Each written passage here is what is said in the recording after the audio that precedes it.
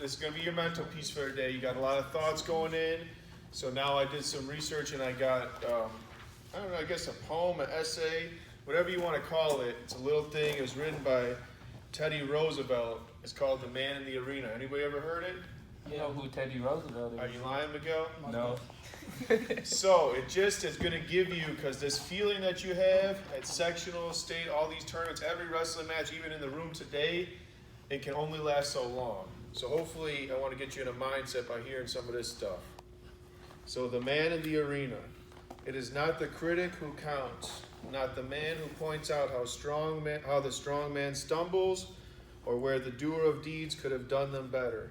The credit belongs to the man who's actually in the arena, whose face is marred by dust and sweat and blood, who strives valiantly, who errs, who comes short again and again, because there is no effort without error and shortcoming, but who does actually strive to do the deeds, who knows great enthusiasms, the great devotions, who spends himself in a worthy cause, who at best knows in the end the triumph of high achievement, and at worst, if he fails, at least fails while daring greatly, so that his place shall never be with those cold and timid souls who never know victory or defeat.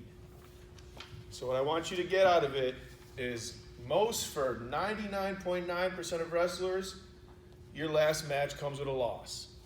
Whether it's this week, whether it's at state, whether it's in college, whether it's at the senior level, there's a very small group of people. Like I was talking to Jalen the other day, there's 3 of them that finished college undefeated. One at the D3 level, one at the D2 level, one at the D1 level. Black History Month fact, 2 of those people are black. D2 and D3. Another history is Cal Sanderson did in college, but he ended his wrestling career with a loss at the Olympics. True. So even that, like wherever this ends up, it's most likely that some point in the year in your career, you're going to end with a loss. Let it be that you did everything right and did everything the right way. Do it for the purity of the sport. Don't wrestle and try to win a state title for Corey. For God's sake, don't wrestle and try to win it for me. Don't try to win it for your parents. Don't try to win it for the hot girl you're trying to impress. Don't try to win it for your girlfriend. This is something like to truly do this sport. At the end of the day, like we're going to coach you, we're going to be there for you, but you got to step in that circle with just yourself. So you need to live a warrior lifestyle.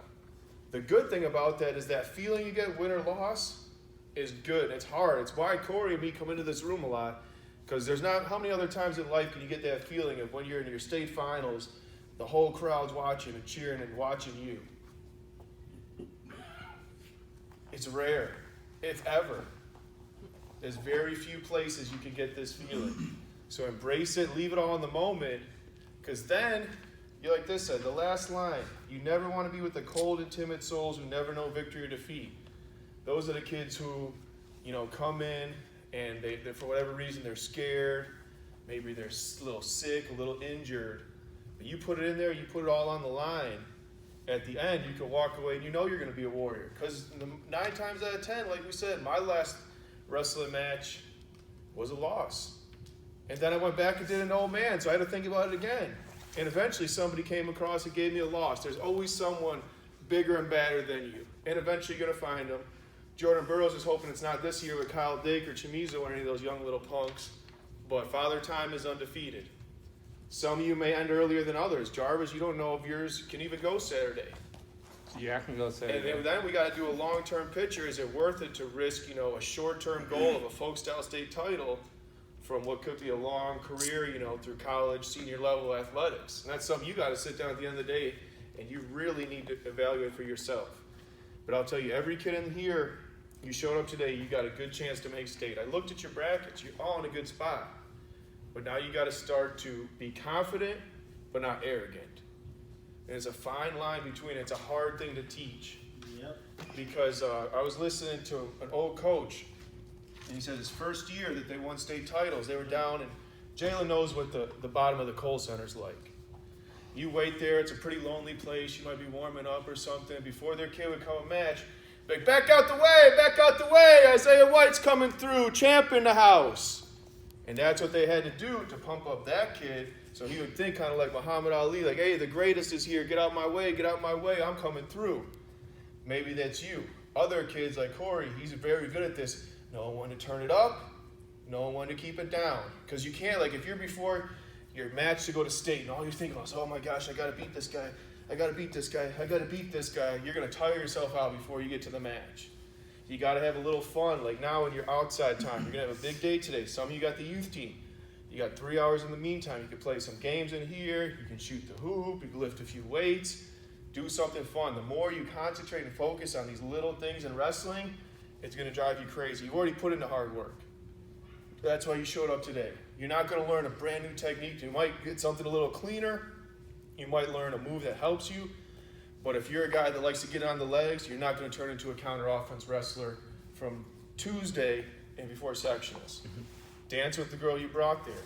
Stick to your game plan, Jacaviana. You got a big guy who's coming like a boss on Mortal Kombat. Don't dive directly into his bicep. Let's tie him up and tire him out for a little bit. Like there's ways to beat everybody, but you got to stick to the plan. Miguel, I know you're all geeked up. You already know what I'm coming for, don't you? One match at a time. You got a chance where you think you're going to face the best kid in the country, arguably the best high schooler right now. But I'll tell you what, if you don't bring it to that number 4 ranked guy, your ass is sitting watching the rest of regional. Jeremy, you were 0-1 last year, right? You know how easy it is. You were up in the Kohl Center. Shoot! Now, all that stuff's for a reason. All you kids have been there before, except Carl. He's picking up the stuff fast. You've been to the Kohl Center. You've seen the state tournament. So when you get there, it's not going to be new. Hell, Jalen's wrestled it twice. I don't want to bring my shoes and get my beard low, so I got to sneak out there and warm up with him again. I want some teammates to be able to warm up with him. Maybe I'll sneak in there, but who knows? But either way, I'd like to have some friends.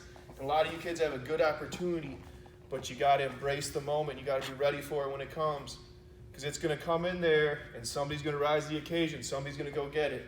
And the talent level in your groups, I've told you kids, there's nobody that's unbeatable. Everybody's got a shot to go. It's like, damn, they got to go through 4 or 5 dudes, and nobody's like that. Everybody's got winnable matches, but on the other end, you got losable matches.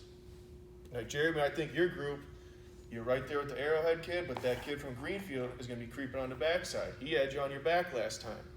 You out-techniqued him and showed him you could blow him away with points.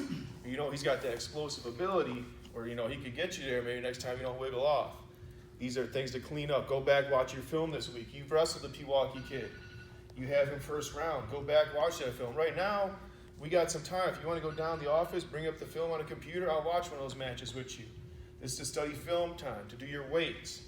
Not like a whole bunch of extra workouts. Don't come in here like you watched the Iowa last night and you think you're going to be Dan Gable and work out for 10 hours. Unless you're Jalen, that might be fine with Jalen. Jalen might be able to work out until 10 o'clock at night. He'll be ready to practice tomorrow. Oh, hell no. Unless you put in that work and you're all built like that, it's not right. Like Miguel, just show up every day, you're going to be fine.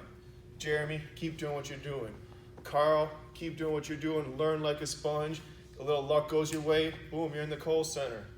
Willie, watch your tape. Stick to your game plan. Jarvis will hope your body comes through.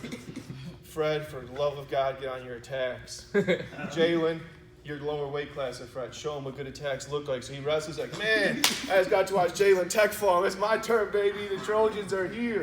1-2 punch. Don't win a boring 2-1 match. Smith Show Lee Frederick the DeSanto. way it's going to be. Yes. And Marcus, we're happy you're here. Hey man, I had to get away.